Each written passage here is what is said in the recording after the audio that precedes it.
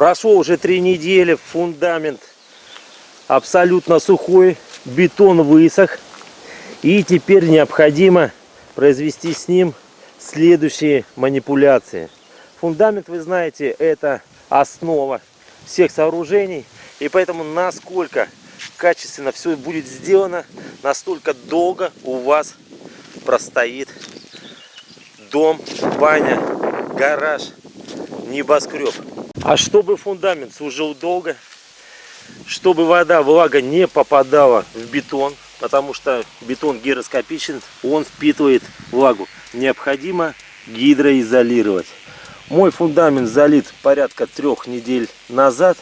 Он уже набрал почти всю твердость, которую заявлял завод-изготовитель. И мне теперь необходимо нанести с внешней стороны, с внутренней стороны и сверху, если останется, я нанесу гидроизоляцию. Предварительно, вот смотрите, предварительно я очищу эти стенки от грязи. От грязи, которая появилась здесь каким образом? Шел дождь, и вот эта грязь, земля с брызгами попадала на бетон. Вода впитывалась, а земля оставалась на стенках. Предварительно я все это очищу, уберу веничком, щеточкой, чтобы можно было свободно и быстро нанести гидроизоляцию. Итак, с вами Иван, канал Юрганов Лайф, друзья. В этом видео будем наносить гидроизоляцию на фундамент. Какую именно, каким образом, это вы сейчас увидите. Юрганов Лайф. Подписывайтесь на канал, пишите ваши комментарии, ставьте лайки. А я прямо сейчас приступаю. Гидроизоляция фундамента подразумевает большой комплекс мер. У кого насколько хватает денег, терпения, возможностей, времени. Я решил обойтись, скажем так, малой кровью, по дешевке. Купил вот такую мастику. Обошлась она мне в 20 килограмм в 1720 рублей. Я, как понимаю, это просто битум, разведен всякими полимерными добавками. Но просто этот производитель решил, скажем так, на мне не шибко-то заработать. Все очень просто. Другие же, которые производят там супер дорогие гидроизоляционные материалы, мне кажется, они немножко завышают цену, дабы хорошенько нажиться на простых людях, на строителях, на тех, кто строит, чтобы набить свои карманы. Поэтому я просто обычной мастикой.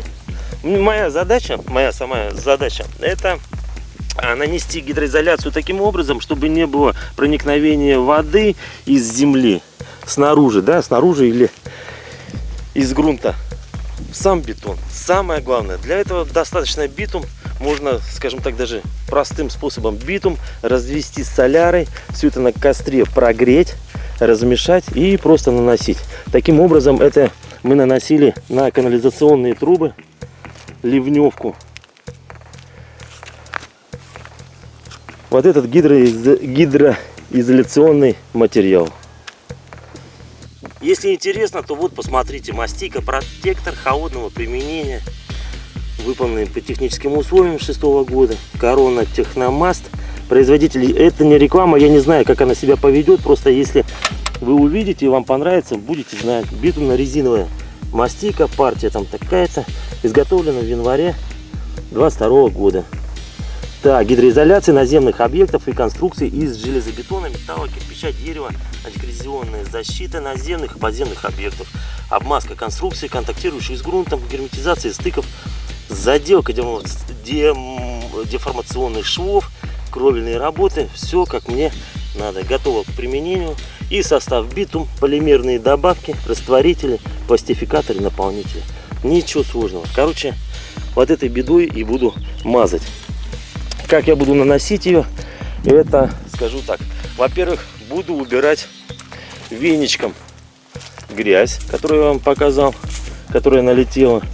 Либо веничком, либо щеточкой. Может даже вот этой щеточкой.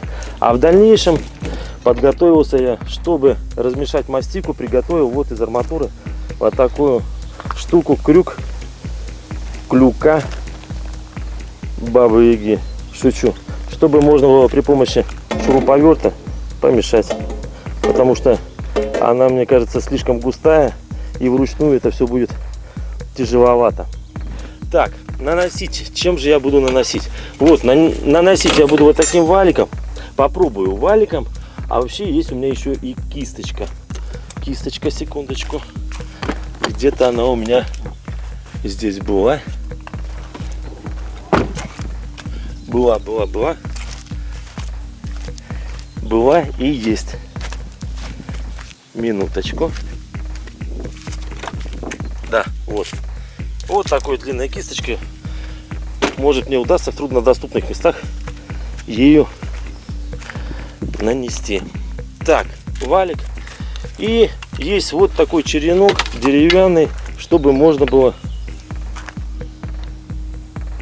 присоединить, насадить валик на этот череночек такой. Лишние штуки вот эти я обрежу, чтобы у меня за грунт не цеплялось, и тогда пойдет дело. Ну все, прямо сейчас приступаем, чтобы пока погода позволяет, потому что наносить эту мастику надо на сухой бетон, ни в коем случае не влажный.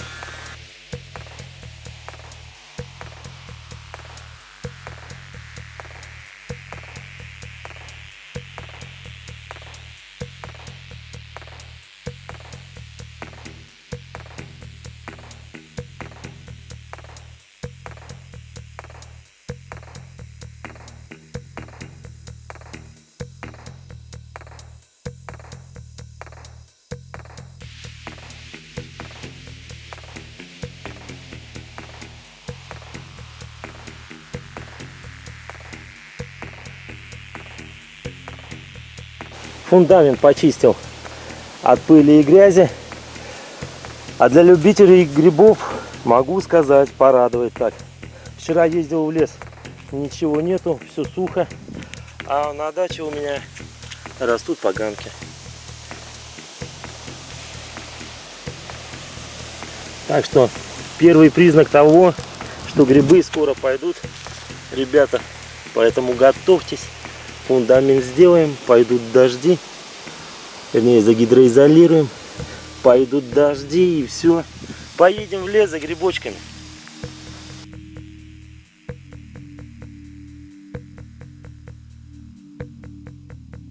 Вот такая мастика. По густоте давайте посмотрим. Да, действительно она густая. В любом случае она готова к применению. Размешаю и буду уже наносить.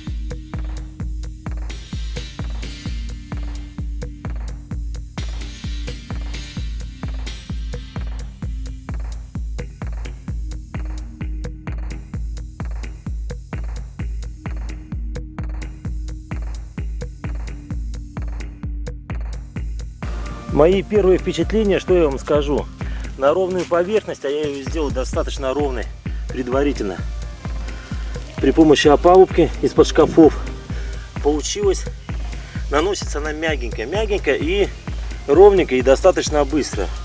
Прям к земле я ее не наношу. Почему? Потому что боюсь, валик все-таки он на себя наберет этих всяких частичек грунта и будет, во-первых, некрасиво, во-вторых, неудобно, и все это попадет в банку. Сразу скажу, вонючая, очень вонючая, потому что эти, наверное, полимерные добавки. Поэтому, если вы где-то будете в закрытом помещении это делать, обязательно вентиляцию или там открывайте ворота. А так на улице, в принципе, все продувается, все терпимо. Я продолжаю дальше наносить.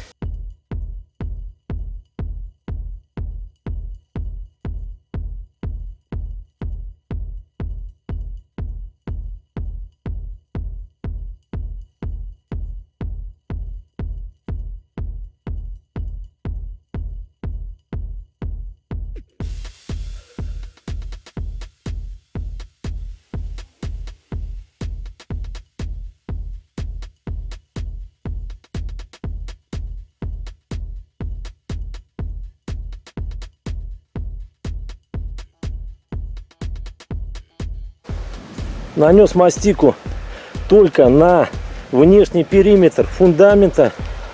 Внутренний я, похоже, не успеваю сегодня. Почему? Да потому что, слышите, гром, погодные условия не позволяют. Сейчас точно ударит дождь, потому что оттуда вот натягивает. Видно, а там гремит вовсю. То есть там уже льет, похоже, очень сильно. Я в любом случае не успею. Но думаю, ничего страшного. Опять потом дождусь, когда, если намочит фундамент, высохнет бетон. И тогда опять приеду, буду наносить мастику. Даже на внешний периметр получится 2 слоя. Ничего страшного.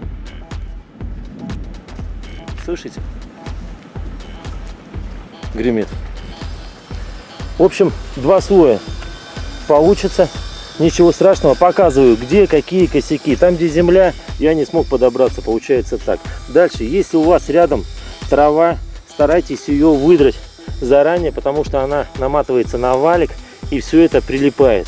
Как бы трава, ничего страшного, но если песок, вот я обходил, близко не подходил к песку. Если песок, то это все на валик, камешки тоже, кусочки отвалившегося бетона тоже наматываются на валик, и тогда валик плохо вращается. Дальше. О, как гремит, слышите?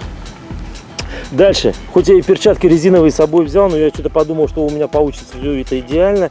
Я типа чистюля, но нет, на самом деле, если есть у вас перчатки, то лучше сразу заранее их наденьте, и тогда приступайте к работе. Дальше еще у меня валик соскочил, попал также на ногу, пальцем на ногах тоже в мастике. Но предусмотрительно я старые сланцы взял с собой. Так, ветер усиливается, пора сматывать удочки, в кавычках. Дальше, на внешний периметр я вам скажу так. Сколько ушло мастики, покажу. Смотрите. То есть, в принципе, очень мало. Расход экономный. Поэтому на 2-й слой точно внешнего периметра мне хватит. Внутренний сделаю и даже сверху. Но, кстати, я, знаете, что хотел сказать? Решил верхний слой, то есть верх фундамента, мастикой гидроизоляцию нанести уже потом, когда я сделаю канализацию, проведу канализацию внутри фундамента, чтобы я грязными ногами, когда землю буду выкидывать или закидывать, не прилипала к этой мастике, а она хорошо липнет ко всему. Поэтому верхний слой это будет в конце. Значит, смотрите дальше. Но это для вас, опять же, через какое-то мгновение. А мне пока пройдет эти дожди. Дожди, с одной стороны, хорошо, потому что будут грибы. Ого-го. Все гремит. Ну и в продолжение также скажу. Смотрите канал Юрганов Лайф. Подписывайтесь на канал. Пишите комментарии, как вам такая мастика. Но продолжение еще следует. Кстати, хочу добавить, да, действительно, вот этим валиком тоненьким очень удобно работать. Он проникает в разные щели. Сейчас я вам покажу, какие. Где кисточкой бы я точно не смог. Вот, скажем, вот там кисточкой я бы никак не смог все это прокрасить. А валиком идеально получилось. Так что берите на заметку. Вот такой тоненький валик. Очень удобно. Сейчас я руки попробую отмыть керосином. Должно получиться. И пора уезжать. Керосином все отлично. У меня нога отмылась. Вот я смочил тряпочку. И смотрите, как все оттирается. Так что, опять же, берите на заметку. Если испачкаетесь, то знаете, чем оттереть эту мастику, битум. Керосин, похоже, бензин, там растворители. Так что вот руки у меня становятся более-менее чистыми. Вот как-то так. Ребята, что я могу сказать?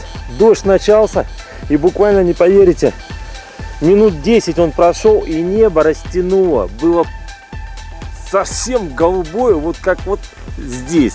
Представляете? И длилось такое мероприятие 3 часа. Я даже успел позагорать.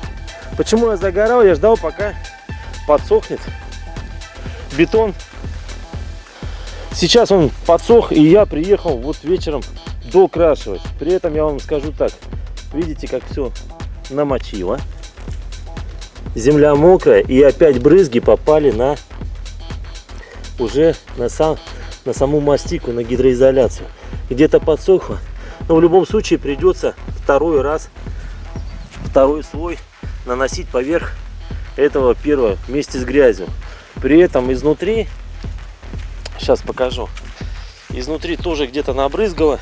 И я опять приготовил веничек для того, чтобы можно было все опять смести. Вот видите,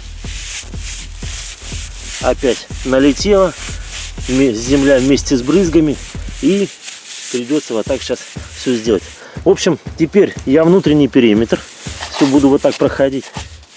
Погода вроде позволяет, ну надо успеть, потому что завтра опять обещают дожди. Мне самое главное это закончить, и будет мне счастье. Вот она грязь, вот она как есть грязь. Вот поверх нее и буду наносить второй слой мастики. Помчали дальше работать, арбайтен. Деваться некуда, надо все это делать. За меня это никто не сделает.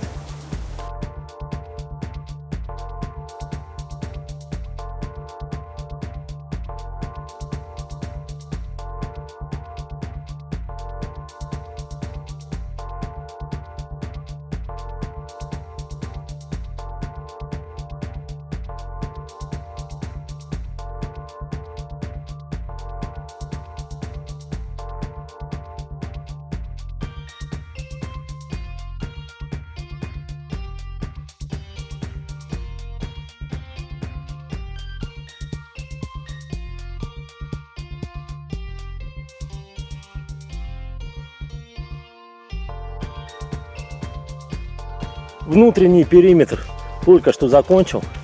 Кое-какие моменты есть, которые я никак не могу не достать, не прокрасить. Ну, такое бывает. Я думаю, у профессионалов тоже такое случается. Ну, а в целом даже получилось неплохо. На один слой, я думаю, будет, скорее всего, достаточно. Я его жирненько нанес. Так, пол ведра осталось. Это с учетом того, что на один слой и внешнего периметра прошелся разочек. Вернее, второй разочек. Так, ну и сейчас буду заканчивать, что наружный слой, вернее, второй слой внешнего периметра. Там, где вот пыль, немножко грязи, земли, грунта, я пройдусь на второй слой, и на этом будет гидроизоляция у меня закончена. А потом действительно, как я говорил, еще сверху, перед установкой самих венцов бани, бревна, пройдусь верхний слой фундамента, и потом еще даже положу рубероид. Как-то вот так получается. Погода позволяет сегодня работать, скажем так, допоздна. Небо чистое, солнце еще светит. Все хорошо видно, при том, что сегодня 22 июня. Солнцестояние, день памяти и скорби. Буду вот делать, доделывать.